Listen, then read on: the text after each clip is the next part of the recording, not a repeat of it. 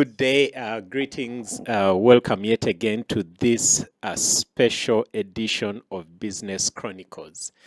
My name is Solomon Tumwesigye, and I come to you from Studio 84. Studio 84 is a podcast studio set up in Bugolobi along Lithuli Avenue here in Kampala, Uganda, and it is a space set up to facilitate individuals and organizations tell their stories and along the way position themselves as authorities at what they do, because we believe that everyone has a story to tell and is an authority at something.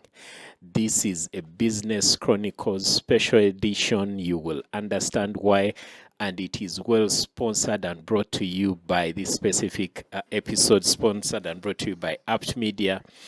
And at Apt Media, they have the most reliable live streaming services in town and video production products.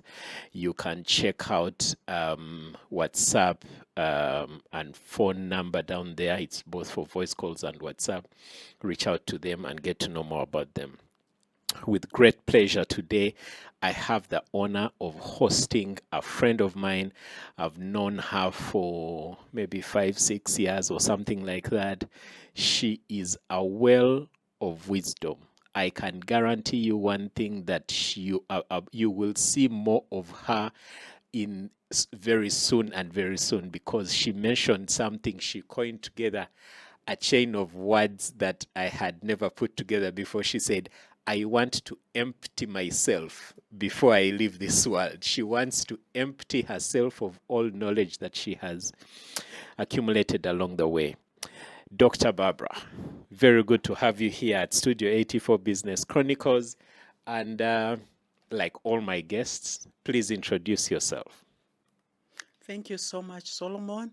I'm Dr. Barbara Ofwono Buyondo, CEO, Principal of Victorious Education Services. God created me to mother generations. That is what I believe He coined me to do on earth. And the other thing I know is I have mothered thousands and thousands of children out there, and they are in the safe world, making impact in this world. Wow. There she said it. So pre-conversation, I was just having a conversation with Dr. Barbara, and she mentioned something that totally made sense to me about the state of this nation and this country. And she said it is for the next generation to fix a lot of things that we have failed at. And now I understand why she is very passionate about children and bringing them up in very good ways. Today, Business Chronicles is a special Father's Day edition, and I have Dr. Barbara. Please don't ask me why I don't have a father in the house. I was thinking, but why Dr. Barbara? I'm like, Dr. Barbara, she has her reasons. But I'm like, this lady deals with fathers on a daily basis, from morning to evening. Her colleagues at work, her employees, her clients, fathers. I don't think I'm ready for what you're about to take us through. Mm-hmm. Doctor, first things first, please send your greetings first. Send greetings to your people, then I can ask you the first question. Good morning.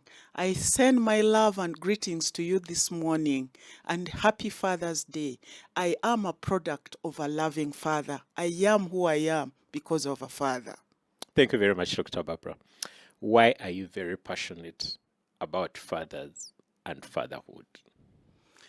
Thank you so much. I am very, very passionate about fatherhood because of my life. Yeah. First and foremost, I grew up in a loving family, a loving environment. I love to hug. If you know me, I hug. Yes. When you hug me, you have made my day. Who taught me how to hug? My father. Yeah. My father was so loving that he taught me how to love. If he never taught me how to love, I wouldn't be loving these thousands of children around me. Something so special on Father's Day. Fathers are so special. Why? In my earlier life of school, I was a struggler. I was someone who was not doing well in school. But my father was so special in my life because he kept encouraging me and saying, do you know, you will make it. You're going to do all the things that I have never done. I know you will do. I think because he had seen me struggling and he wanted to encourage me. I'm just thinking about it now. Yeah. But he did not encourage me 1 day, 2 days. It was his norm. Each time we came home, I come from a very large family. Each time we came home, because we were all in boarding schools, Yes. we take our reports to him and he piles the reports. He would go through all other people's reports and mine would be the last. And why he would talk to me last? Because he doesn't want anyone to hear our conversations. And guess what? My report would not be that amazing. It would not be a good report to present to a father. But my father knew me. He knew I took time to study. He would tell me, I know I'm receiving this report and you have put a lot of your effort in it. And I know you will make it. You will grow out of this. This is just a season. Continue working hard. Continue believing in yourself. You will do it. Guess what? Time came. I remember even when I'm about to sit my PLE, I was still not that good. I was still struggling. But my dad told me, Barbara, you're going to make it. You will pass. Just continue reading. And what? What happened? I passed. Because I had an encourager in my life. I had someone who believed in me, who told me, you will. Even this world is so big and you're going to have so many impacts on this world. You are special, specially brought in this world to make impact in the world. And when I look at myself today, every detail of what my dad told me has happened in my life. Yes, so on this special day, I just want to talk to fathers and let them know that they are very special. The words that you tell your children matter. They may not feel like you may not feel like they are listening in or they are believing in what you're saying, but they will stick in your life. For me now, I'm a very old woman, but all those words that my dad kept telling me stuck in my mind. You will not believe, Solomon. The first letter I got from a boyfriend, the person I shared with this letter was my dad, because there was a relationship, a very close relationship. I told you my dad taught me how to hug. He would hug me, he would speak into my life, he would pray over my life. And now when this issue came, I thought through, I said, whom can I discuss this issue with? I took to him the letter. I was scared. But I said, yes, I'm scared, but this is the person I trust. Let me share this with him. And he got the letter, read the letter, and you know what he told me? He said, Barbara, this is a spoiler of children's life. Don't think there is anything that is in this letter that is any meaningful to you now. What you need in your life now is to focus in your education. Then there are certain words that he kept underlining and telling me, this word is this. It's just to disorient your mind. But this is not what he means. After he had read all, then he told me, do you know, this letter is very useless. I'm going to tear. So he teared. After he had teared, told me, we must burn it. Do you believe what I have told you? I said, yes, I believe you. We burnt the letter and said, do you know why I have burnt? I want you to totally forget about it, because nobody ever thinks of the use of ash. It has become ash. It's useless, and it's useless in your life. And that's what happened. I grew up not having this girl-boy relationship. I think my father took me through the best lessons in life and told me, focus. After school, these things are going to wait for you. And you will get the one who is now ready for you. Not a spoiler of anyone's life, but someone who will want to live with you and stay with you in a home. Happy Father's Day. Doctor, how old were you? I think, about 15, 14. I will not ask where that boyfriend is now. We probably don't know because we forgot about him. No one wants to remember the use of ash. But, Doctor, I already picked something interesting from what you say. And I kind of have a rejoinder question. I mean, many people say, I grew up in a loving family. I grew up in a loving family. And we leave it there. What makes you say that? What's your definition of a loving family in this case? My definition of a loving family is first and foremost, my father had some money. He was a chief. Yes.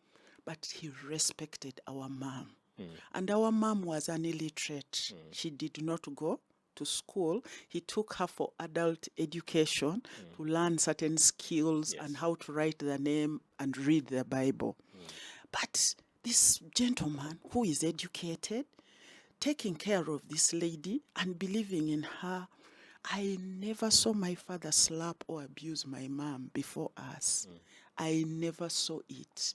They loved each other. I believe our parents loved each other so much that even by the time my father died first, by the time my dad was passing on, as we were because we used to have family meetings every quarter, would meet. Now, in his last days, because he was by then he was diagnosed with colon cancer. So he told us, whatever thing I have made on earth belongs to your mom. It's not belonging to any of you. All of you, I took you to school. You have had the education. That's my investment in you. But all the things that are behind my name, I have handed over to your mom. Nobody should disturb her, and she has the right to do with them whatever she pleases. The other thing is about the relationship I would see happen between dad and mom. You would see very loving people that would bring that safe environment in the home. That's why I say a loving environment. Because sometimes you hear people say, my parents fought the whole night, they quarreled. We used to be in a boarding school. By the time when you're going back home, you hear children telling you, I wish I don't go home, the fights we are going to, the quarrels we are going to have. Then also maybe some with the large families, you hear, we are number 2, my mom is number 2, my mom is number 3, my mom is number 1, she's not taken care of. But our dad kept telling us, you people, I want you to stay in homes that are intact. The intact home, he used to say, is that home that when you are from same father and same mother, you can easily relate in that environment. And you could cut my mom's hand, telling her that my dad has a woman or a girlfriend anywhere, she would never accept, even as children. We would not even ever think of. He loved our mom, and our mom was his number 1 in everything. When mom is sick, that's when you could see how dad would take care of our mom. Yet this was a big man, but he leaves everything to be there for our mom. Wow, doctor. I like that. And the other question I have that you kind of mentioned earlier is, whenever you would return home with your reports, he would go through everyone's report, go through yours last, and then counsel you privately. How important is this private counseling?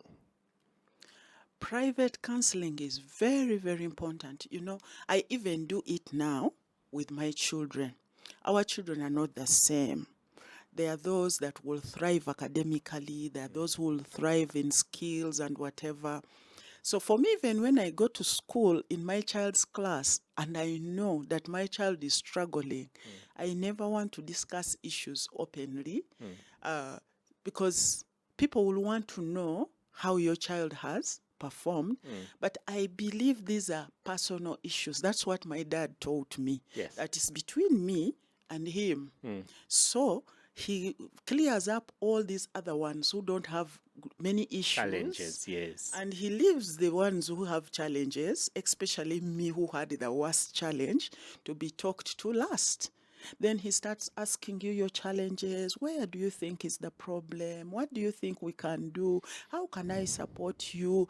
And then after he starts speaking prophetic words on you and giving you encouragement and saying, when God created you, he had a purpose for you, and you're going to do that he created you so well to the height. Nobody will ever beat you in this, because that is your special you. I want you to believe in yourself. You cannot be like so and so. You cannot start looking and saying, I need to perform like so and so. Work on your target. And I have also done this with my children. I ask them to set their own targets. I remember my dad telling me when I was in O level, he asked me, what are you working for? And I told my dad, if I can get a second grade, my father told me, let's work around it. And we worked towards that. So I use that same method with my children. So long as you set a target that you have not arrived to, it is okay. And when you achieve it, then we reset. Because when I set the target to get a second grade and I got it before the UNEB, my dad told me, now we need to work harder. When you keep working just around what you have achieved, that is not a target. No. It doesn't stretch. No, He it helped doesn't. me to understand that. So for me, I will look at, where is my child? Where does he or her want to be? So we set it out and we start following how they are doing. And I handle them individually because they are different. I got that from my dad, that we are different, we have different skills, we have different abilities, and I should be held at that level of where I am, as he was also holding the others at the level where they are. they were. So that really gave me strength not to fear taking a report when I have performed poorly. By the way, for several years, I took a very bad report home in my primary section. It was a bad report. But I didn't remember my dad refusing to giving up on me and saying, but we have talked, you have promised, you're not doing. And I don't remember my father ever beating me. What he did was to become my close friend, because when you have a close friend, I now realize you want to please your friend. So in life, for me, everything that I did was, how can I make my father be happy? I remember when I was in the university, there's a day he was discussing with me about marriage. And I didn't want to talk about it, but he was telling me, for me, what I want, if you just don't get married anyhow, please, when you get a person that I really want to get married to so-and-so, bring the person home. I want to talk to the person. Like the other first lady. Yes, but he told me, bring the person home. Yeah. I talk to the person. I see how serious they are. I want you to leave my home with a wedding. I have to walk you the aisles. Yeah. That will be my fulfillment. Yes. So when I went home, he was so happy about that. And I kept saying, I have to do things that please my parents. I have to do things that please them. And we kept on in that way. And life, the puzzle of life, was at least made easier for me. The puzzle wasn't so difficult because I had people walking alongside with me. Wow, Doctor. What can I say? One point you mentioned there that I can heavily relate to is being friends with your father. You subconsciously want to do things to please them. You don't want to disappoint them, and that's True. a fact. Yeah. But if you are at loggerheads, I mean, you're like, after all, this relationship is dead already. He expects so little of me. I can also relate. When I was growing up, my dad was my close friend. And I remember many times when I would do things in ways that I knew will not disappoint him. He wouldn't want me to do that. He wouldn't want me to do that. I get that, Doctor. Now, fast forward to date. Like I mentioned in the intro, you deal and interact and watch fathers every single day of your life. What are some of the challenges, the biggest mistakes you have seen fathers of these days making, and how can you help them become better fathers? Thank you so much. First and foremost, when a couple has a problem, Yeah. to the children, you remain a father, I remain a mother. Yes. They want both their fathers and mothers. The greatest mistake I see parents do is when I have an issue with my spouse, I start criticizing my spouse before the children. That hurts the children so much because they see this father as a special person in their life. They see this mother as a special person in their life. So for you, when you're having issues and you're telling them, your mother is so bad, that's why I don't do this to her, she's so horrible, you're breaking their heart. Because she is a very close person to them. True. Now you're saying not nice things about it. They are very good person. Yes. Oh gosh. So it hurts them. They break down. Sometimes even when I have one-to-one with the children, they can tell you, my greatest challenge is the relationship, what is happening at home. And when you go close to it, it's how the father, the mother relates. So that is something that if we can know that, because problems will be there. I tell you, it's not that my mom and dad never had issues, but they just knew how to handle their challenges minus throwing it before us. If we can learn how to handle our issues and not throw at the children, because the weight becomes so heavy for them. There are children who tell you, for me, I will never get married. Yes, they do. They say, I can't. My mother has suffered, or my dad has suffered. Whichever, they will now conclude and say, I do not want to get married. And just see, when now marriage is struggling in this person generation, now the children are beginning to say that when they go into marriage, what will happen? The marriage will not work. So I really, really call upon parents many times to say, this child is going to grow into a man, into a woman tomorrow. How are we preparing them to handle their homes? How are we preparing them to handle issues? Because when they learn how to handle personal issues in their lives, then they will be able to handle another person's issue who is most probably their spouse is the first person, because this is someone you're going to live with for the rest of your life. Yeah. So it's very, very key. The other is for parents who just bundle their children. It hurts the children. You keep telling the children, you were born with Barbara on the same day. You see what Barbara can do. She's excelling. Maybe your neighbor, your cousin, your friend's children. Can't you be like... Why don't you be like her? Why? And they cannot, because that is not them. Then also you start looking at maybe your children that are excelling at many things, and this one is different, and you start piling all the heavy load on the one who is struggling.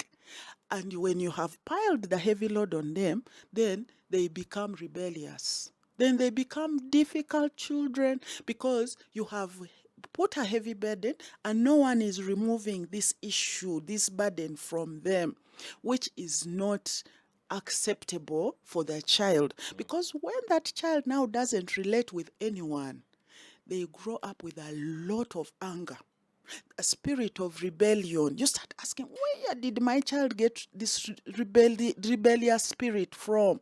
But it's because of the way you're handling them. But when you start knowing that this is my child, this is how they behave, this is how we are going to work it out, it will help your child to thrive in life, because nobody in this earth is useless. I tell you, no one is useless. It's just because we never connect to who they are. I never wanted to become a teacher.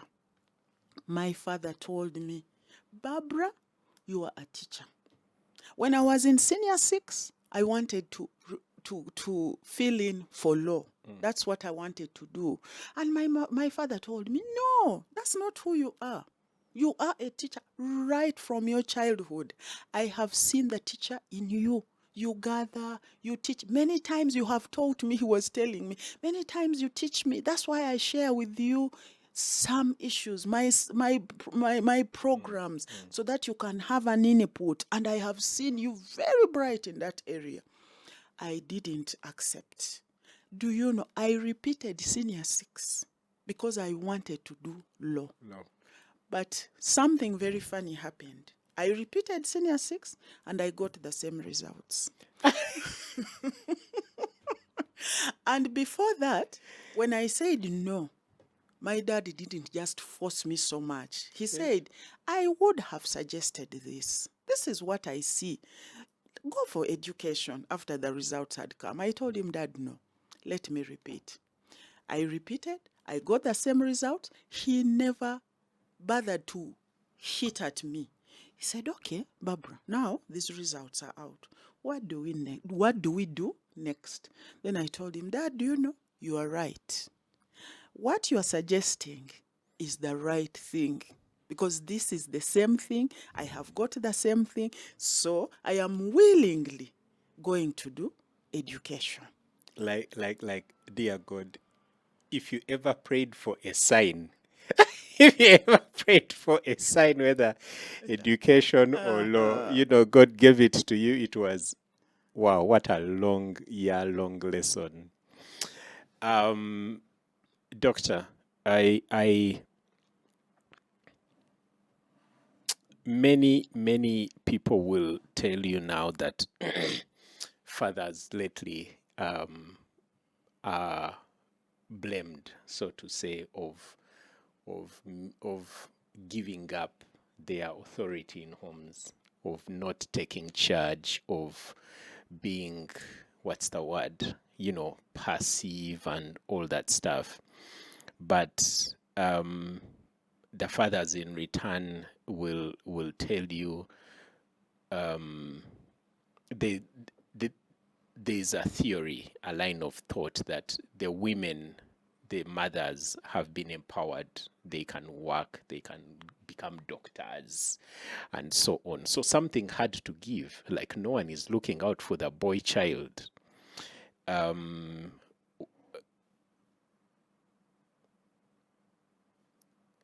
The question, therefore, is, can both fathers and mothers, or men and women, thrive together, or something has to give?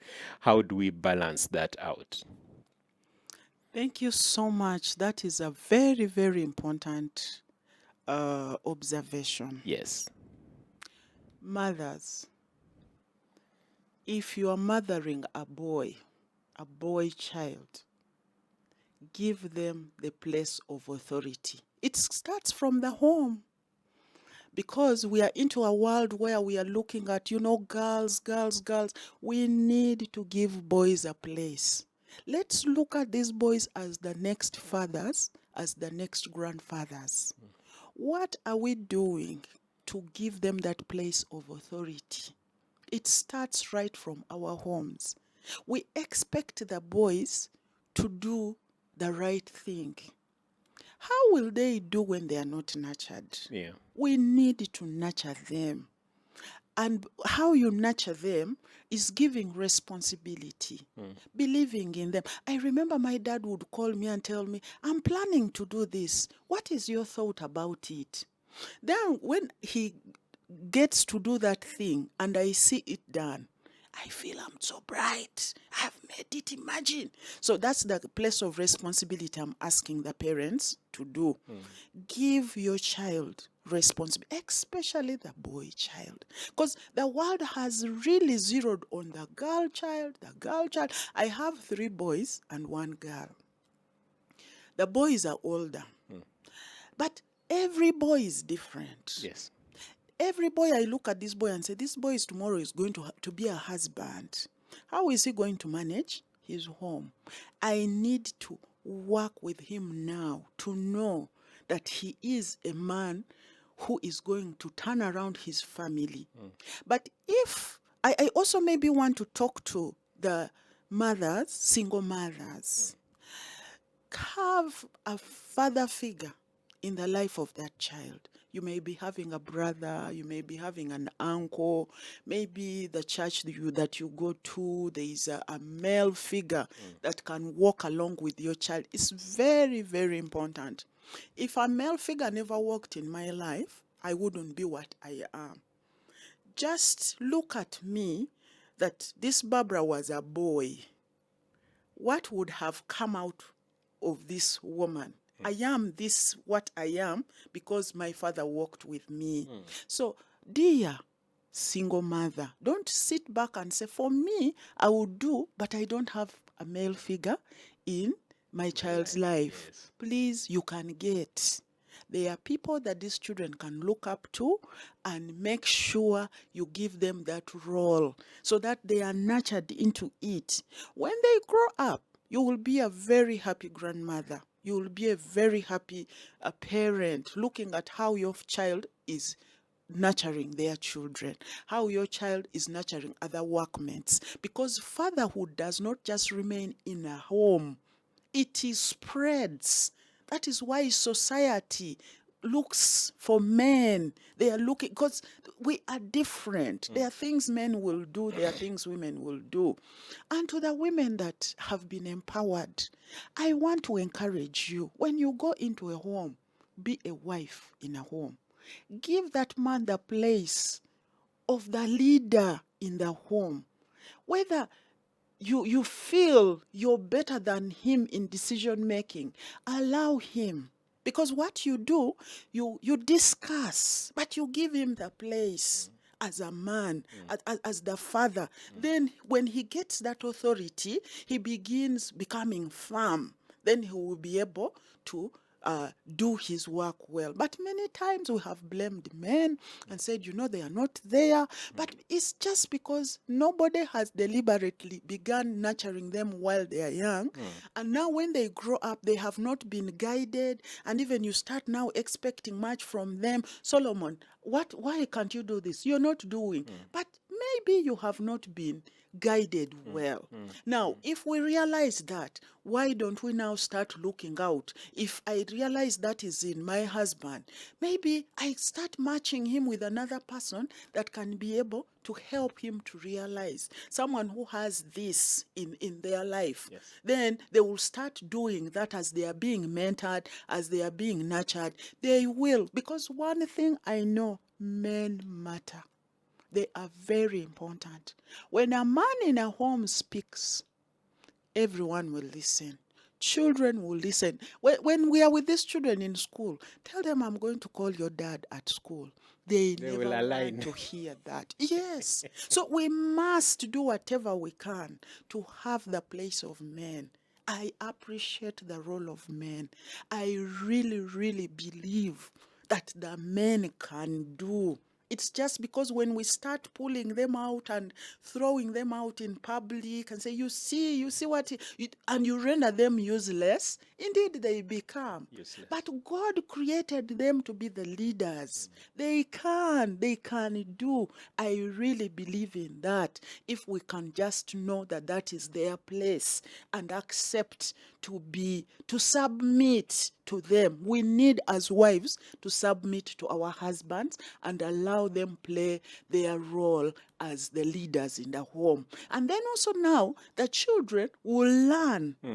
The children will see how you respect your husband, and they will know this is the way they run a home. So whatever they did not get behind them, this journey begins with you. Yes. I really, really believe. And fathers listening to me, I really want to send a message to you. I want to assure you that you matter.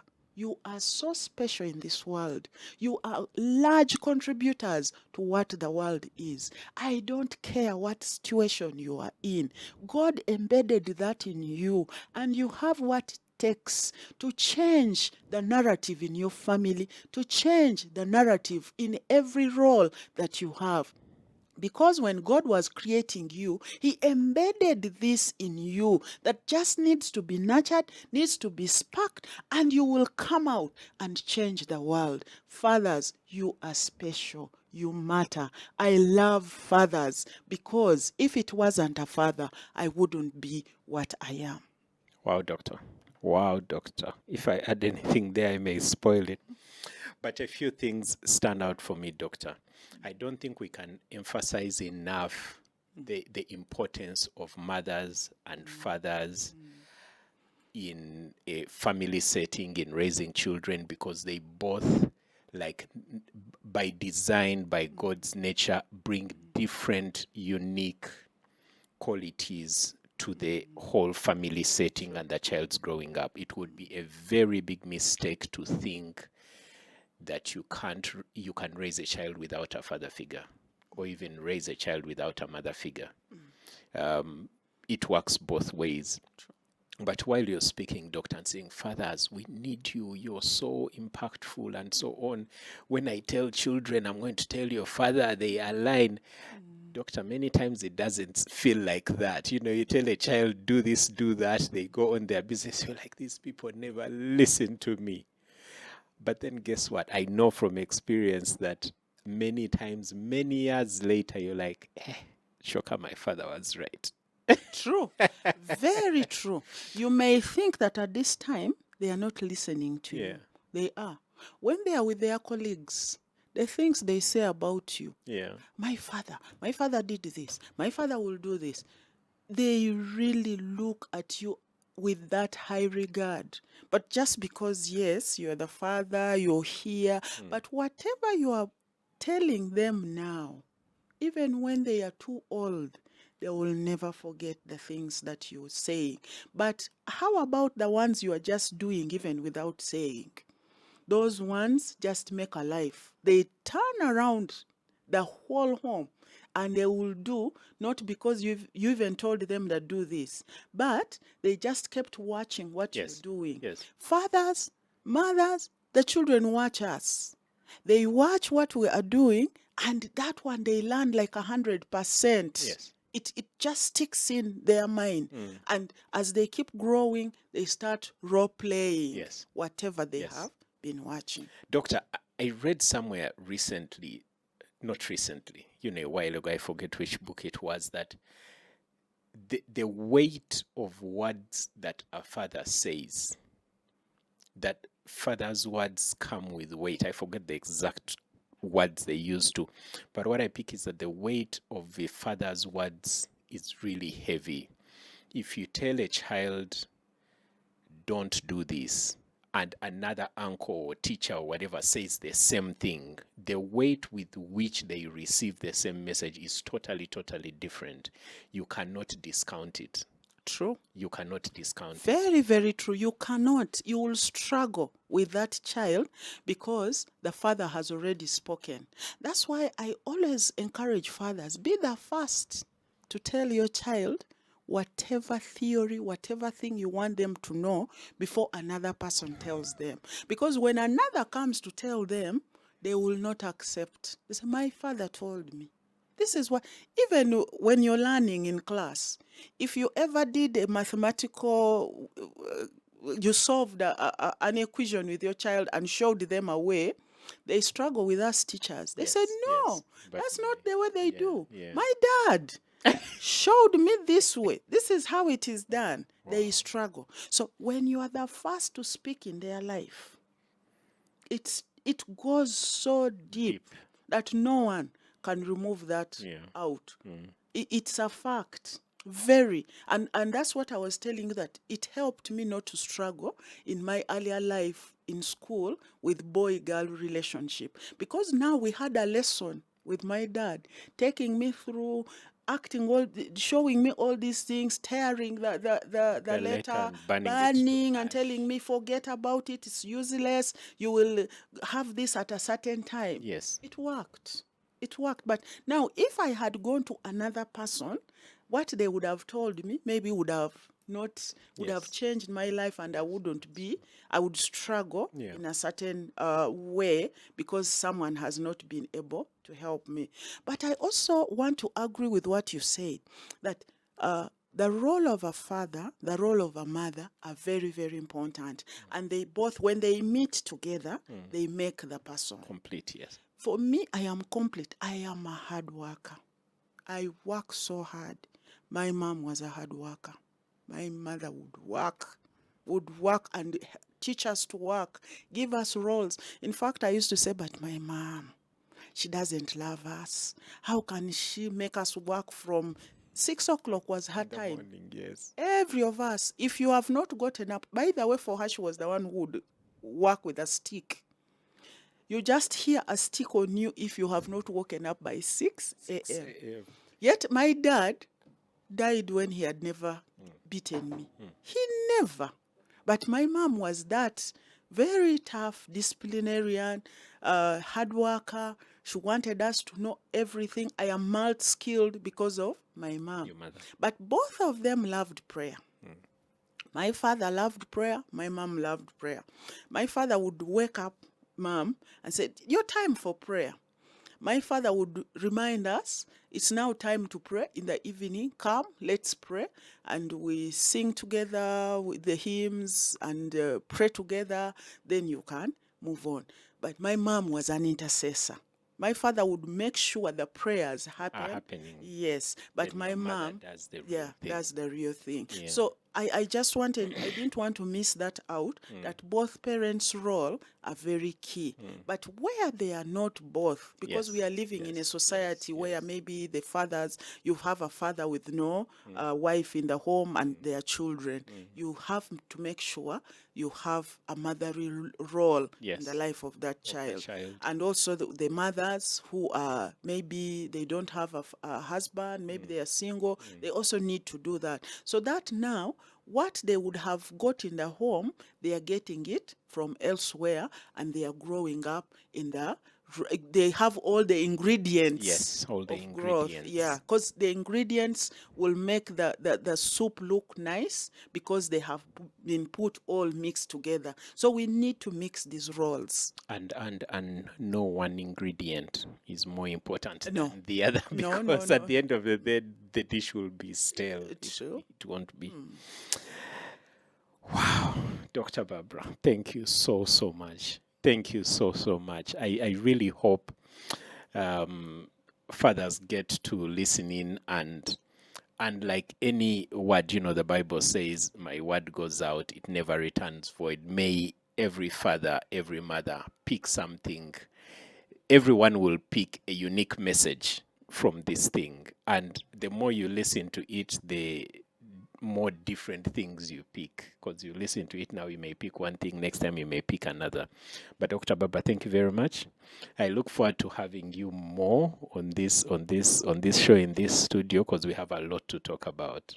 I have quite a lot, and like you began saying, I want to still say it. I need to share all that I know, so that the day I go in the grave, I just go empty, because people need to hear, people need to know, because we learn from the mistakes we make. Yes. Father, you may be there and there's a mistake you have made. Just accept, call your family together, apologize, begin a new journey. It will really bring life in your family. Mother, you may be there, you're discovering certain things that you need to redo. Please share, and we make mistakes. All of us make mistakes. I make mistakes every day. But the power is in recognizing that I have done a mistake. I need to turn around it and move on. And that will make everything possible in your family, in your home, wherever you are. Thank you for inviting me and giving me this opportunity, Solomon. You're very welcome, Doctor. And as usual, we are victorious because God is able. Until the next episode of Business Chronicles, I'll catch you on the next one. Thank you.